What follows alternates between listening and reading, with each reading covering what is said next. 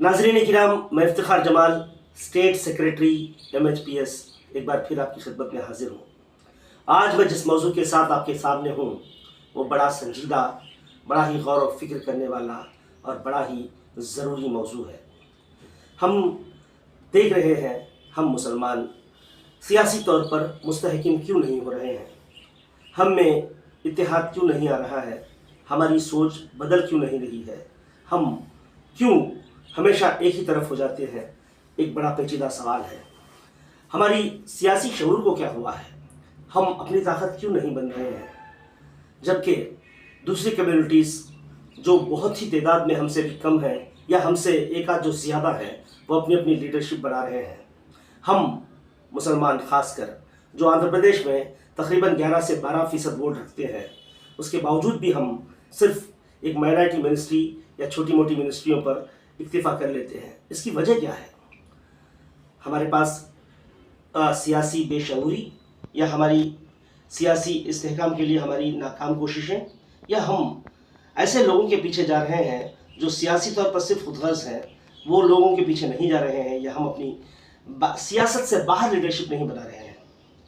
एक ऐसा मजहब जो एक इमाम के पीछे हज़ारों बल्कि लाखों की तादाद में भी नमाज़ पढ़ लेता है, जैसा कि हज में होता है, एक ही इमाम होता है और लाखों के लोग उसके पीछे नमाज़ पढ़ लेते हैं। हम ऐसे मज़हब से ताल्लुक़ रखते हैं, लेकिन हमारी बदकिस्मती ये है कि हम सियासी तौर पर किसी इमाम या किसी लीडर को नहीं मानते। इसका नुकसान ये होता है कि हम पार्टियों में बट कर रह जाते हैं और पार्टी वाले हमें वो बचा हुआ खुरचन जिसे कहते हैं, तहदेख जिसे कहते हैं, वो हमें दे देते हैं। क्या मुसलमान इस बात पर कभी संजीदगी से गौर नहीं करेंगे कि हमें अपना सियासी इस्तेहकाम या हमें सियासी तौर पर मुस्तहकिम होना चाहिए? बिल्कुल होना चाहिए। यहाँ मैं एक ऐसे शख्स की मिसाल देने पर आपके सामने हूँ जो बहुत ही कम अरसे में अपने आप को 20 साल के अरसे में कह सकते हैं अपने आप को एक सियासी ताकत बनाकर उभारा है।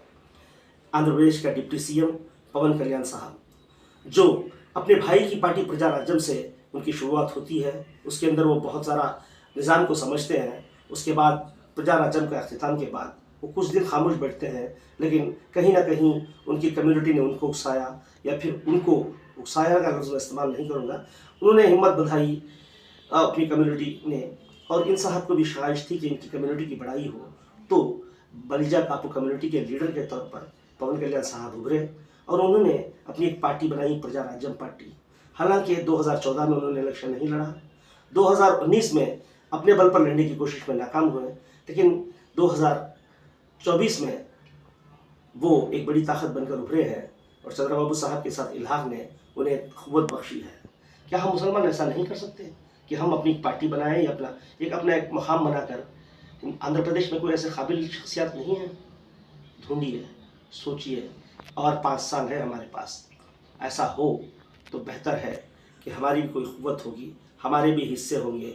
हमें सिर्फ और सिर्फ माइनॉरिटी मिनिस्ट्री या माइनॉरिटी मिनिस्ट्री के साथ किसी एक छोटी मिनिस्ट्री पर इक्तिफा करने की ज़रूरत नहीं होगी। ये बड़ी गौर करने वाली बात है, और इस वक्त पूरे आंध्र प्रदेश में इस बात पर सोच तो बहुत से लोग रहे हैं, आगे कोई बढ़ नहीं रहा है। कोई आगे बढ़ेगा तो उसके साथ खड़े होइए, सोचिए। शुक्रिया।